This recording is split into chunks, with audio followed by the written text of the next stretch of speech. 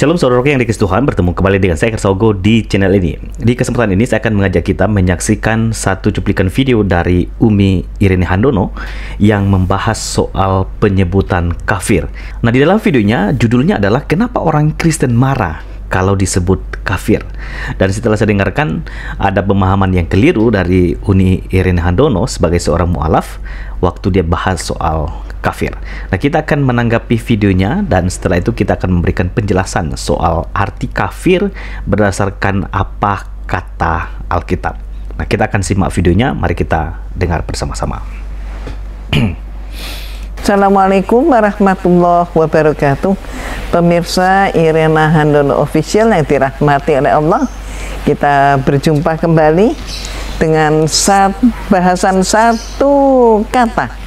Tapi kata ini rupanya merupakan suatu kata yang seringkali tidak dipahami. Yaitu antara lain contohnya, orang Kristen itu sangat marah kalau disebut kafir. Padahal, apa sih kata kafir itu? Arti kata kafir dalam Islam adalah kafaro. Kafaro, bahasa Inggrisnya cover. Ingat istilah gampangannya bed cover. Jadi bed cover apa? Penutup daripada tempat tidur. Jadi kafir adalah orang yang menutup diri. Menutup diri dari apa? Menutup diri dari hidayah Allah. Itu adalah kafir. Jadi berarti orang yang kafir itu orang yang menutup diri dari Allah. Jadi berarti dia bukan muslim. Dalam sejarah tercatat, elok sekali kalau kita paham sejarah supaya kita tidak salah menilai. Dalam sejarah tercatat ketika Rasulullah SAW berjumpa dengan orang Yahudi dan bermaksud untuk berdagang, maka Rasulullah SAW menyangka orang Yahudi itu adalah orang muslim. Maka Rasulullah SAW memberikan salam, Assalamualaikum warahmatullahi wabarakatuh. Dan orang Yahudi itu dengan spontan, tanpa ada beban, maka orang Yahudi itu menyatakan, Afwan, maaf, saya kafir. Jadi dia mengatakan, maaf, saya kafir. Dia tidak mau menjawab salam itu. Tapi dia sekali lagi ringan, tanpa ada beban, tidak ada atau jauh sekali dari rasa tersinggung. Dia dengan sangat jujur menyatakan, maaf saya kafir. Jadi kafir adalah orang yang bukan Islam, tidak menerima hidayah Allah, tidak mau tidak beragama Islam, ya itulah paling pasnya. Dalam Kristen yang disebut dengan kafir, seringkali mereka salah translate dengan bahasa Ibrani yang katanya berjudul kata adalah goyim. Goyim ini adalah budak. Goyim ini adalah manusia tapi berperangai babi, kera, anjing. Itu adalah goyim. Jadi sangat terhinalah orang kalau disebut kamu goyim. Nah, LAI itu menyamakan kalimat antara goyim dengan kafir. Ya, demikianlah video dari Umi Irene Handono. Dia adalah seorang mu'alaf, teman-teman. Katanya ini adalah mantan biarawati. Dan saya pernah juga menanggapi dulu videonya ya, yang mengaku bahwa dia adalah mantan biarawati. Dan beberapa tahun lalu itu Ustadz Yeholoni juga pernah membongkar ya siapa Umi Irene Handono ini. Ternyata dia keluar dari biarawati itu ada kasus khusus sehingga dia akhirnya mengundurkan diri dan tidak lagi menjadi seorang biarawan. Nah, saya akan fokus terhadap kata kafir yang dia bahas di dalam videonya. Jadi arti dari kafir ya, dari kata dasar kafir artinya itu menutup ya. Jadi arti yang sesungguhnya yang disampaikan oleh Umi Irene Handono adalah orang menutup diri dari hidayah Allah atau dia tidak mau menjadi Islam. Nah, lalu dia menyebut bahwa orang Kristen itu marah kalau mereka disebut kafir karena kesalahpahaman. Dengan sebutan kafir, orang Kristen menganggap mereka direndahkan seperti penjelasan dari Umi Irene Handono tadi. Itu didasarkan karena LAI juga mensinonimkan arti kata kafir dengan hewan ya, sehingga orang Kristen bisa marah waktu mereka mendengar mereka disebut kafir. Teman-teman, apakah arti kafir itu seperti itu yang dijelaskan di dalam Alkitab? Nah, kita perlu ketahui bahwa di dalam Alkitab itu hanya sedikit saja yang membahas soal kafir. Ya, saya menemukan hanya 3 ayat saja kata kafir yang terjemahkan dalam bahasa Indonesia. Tapi saya tahu tentunya ada banyak kasus-kasus khusus yang membahas soal orang di luar Israel itu juga disebut kafir.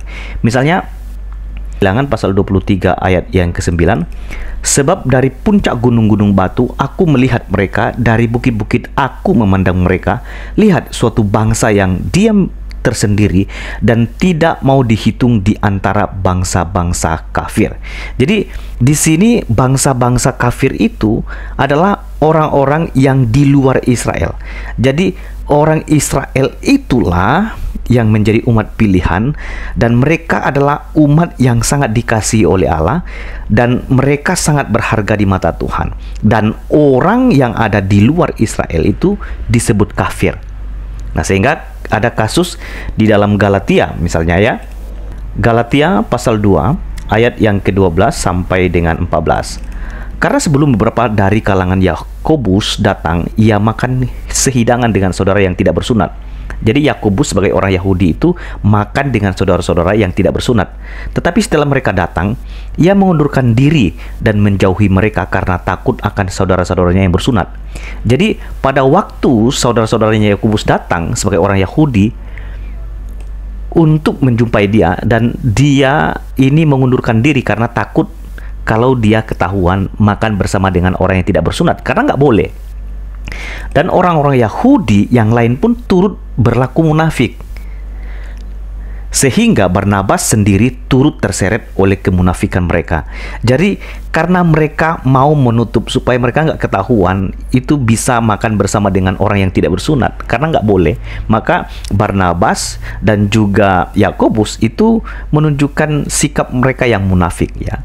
Maka Paulus mengatakan ayat 14 dengan tegas ya, tetapi waktu kulihat bahwa kelakuan mereka itu tidak sesuai dengan kebenaran Injil, aku berkata kepada Kefas di hadapan mereka semua, jika engkau seorang Yahudi hidup secara kafir dan bukan secara Yahudi, bagaimana engkau dapat memaksa saudara-saudara yang tidak bersunat untuk hidup secara Yahudi? Nah, hidup secara kafir di sini muncul. Jadi intinya orang Yahudi itu tidak diperbolehkan untuk duduk makan bersama dengan orang di luar Yahudi. Apalagi di sini dikatakan dengan orang yang tidak bersunat. Tapi Yesus sangat luar biasa dan mengajar banyak orang termasuk para pemuka agama agar mereka menjaga mulut dan agar mereka bersikap baik kepada semua orang. Di dalam Matius pasal 5 ayat 22, Yesus berkata begini teman-teman. Tetapi aku berkata kepadamu, setiap orang yang marah terhadap saudaranya harus dihukum. Siapa yang berkata kepada saudaranya kafir harus dihadapkan ke mahkamah agama, dan siapa yang berkata jahil harus diserahkan ke dalam neraka yang menyala-nyala.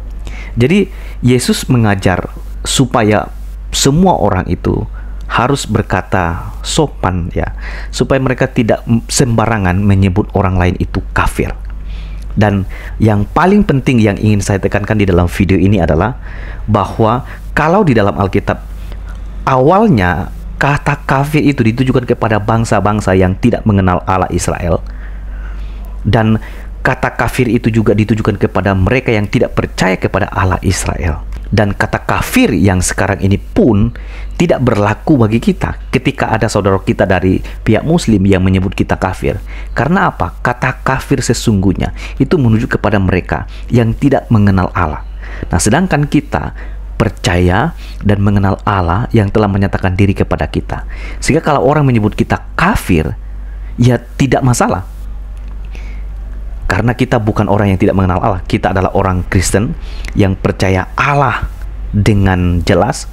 Kita adalah orang Kristen yang percaya bahwa Yesus adalah Tuhan. Sehingga kita bukan orang yang tidak punya Allah. Kita punya Allah. Dan bahkan kita mengenal siapa Allah kita. Kita bersyukur. Sehingga kalau orang menyebut kita kafir, biar saja. Yesus berkata, kalau orang menyebut orang lain itu kafir, mereka kelak nanti akan diperhadapkan di mahkamah agama.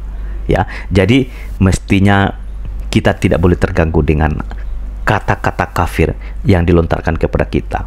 Karena kita bukanlah orang yang tidak punya Allah, bukan orang yang tidak mengenal Allah. Kita punya Allah. Itulah sebabnya kita nggak boleh tersinggung. Demikian tanggapan dan penjelasan saya di dalam video ini. Tuhan memberkati kita semua. Shalom.